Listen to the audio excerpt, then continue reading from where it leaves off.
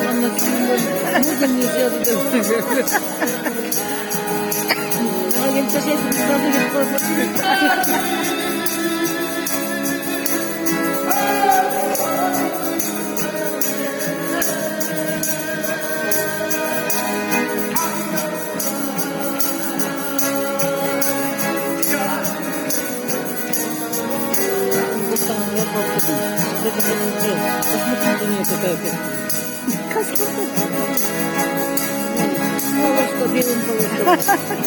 Bizim baykuğun burası İngilizce kaçırmaya bakıyor. Kaç gün? 50 tane bir veririm. O söyleyeyim baykuğun burası. Gurgurtlu mu desene.